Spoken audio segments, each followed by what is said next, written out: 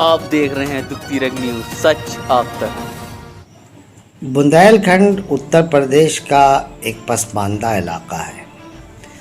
यहाँ एक ज़िला है बांदा। बांदा में एक तहसील है अतर्रा और उसका एक गांव है जहाँ से ये खबर आई है कि वहाँ पर लगी हुई बाबा साहब भीमराव अंबेडकर की प्रतिमा को तोड़ दिया गया है। जय भीम। ये कोई नया वाक़या नहीं है, इससे पहले भी कई बार वहाँ पर मूर्ति तोड़ी जा चुकी है। होता क्या है कि मूर्ति लगाई गई और लोगों ने एहतजाज किया तो प्रशासन मामले को बीच बचाव कराने के लिए आता है और ये वादा करता है कि प्रशासन अपने खर्च पे लगवा देगा इस मूर्ति को। चुनांचा फिर वो मूर्ति लग जाती है, लोग चुप हो जाते हैं और फिर जैसे ही लगती है उसके कुछ दिनों के बाद जैसे ही शरारती लोगों को मौका मिलता है वो उस मूर्ति को खंडित कर देते हैं। तो इस तरह से ही समझिए चूहे बिल्ली का है ये खेल मूर्ति लगाने वालों और मूर्ति तोड़ने वालों के दरमियान चल रहा है। आखिर इसका क्या हल है?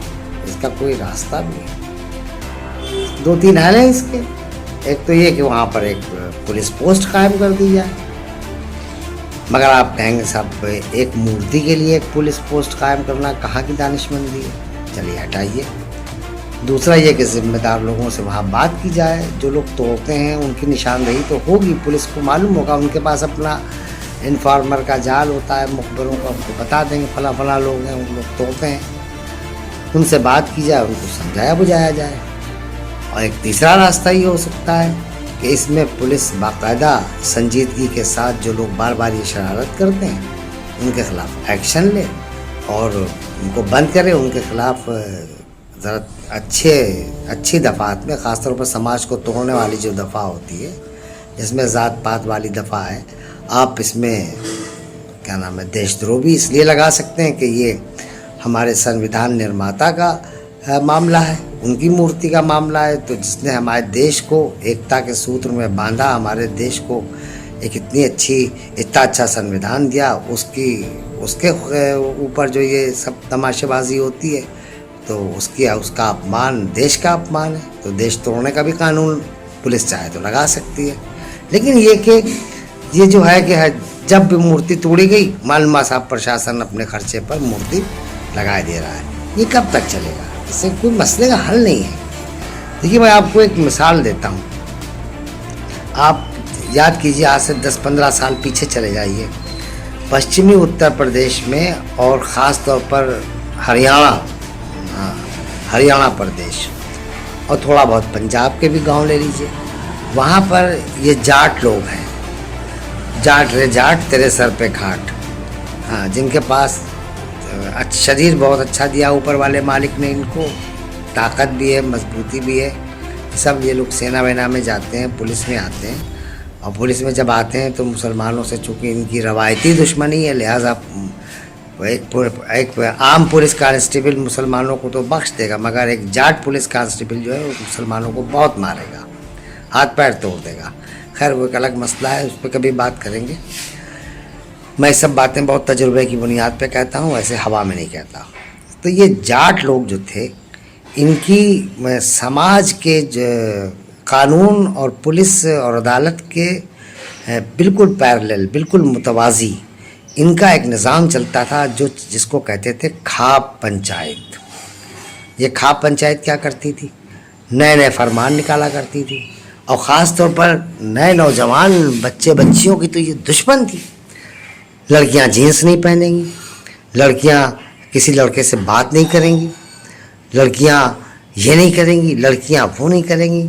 मतलब मर्दाना गलबे वाला जो समाज था उसका ये पूरा मतलब अच्छा, उसमें क्या था कि अब बच्चे हैं, अब इनको आपस में अगर मोहब्बत हो जाती थी और ये जिसको कहते हैं आई लव यू वाली मोहब्बत, अब दोनों मुख्तलिफ ज़ात के हैं तो मालूम उनको पहली बात तो शादी नहीं करने देते, अगर करने देते थे, और अगर वो छुपा के कर लें और कहीं भाग भूग जाएं तो ये सब जो है उनको पकड़वा लेते थे और उनको बाकायदा मतलब खाप पंचायत बुला करके और बरसरे आम फांसियाँ देते थे पेड़ों में लटका के। ये इनकी मतलब ये इनका मतलब दबंगई का यह आलम था।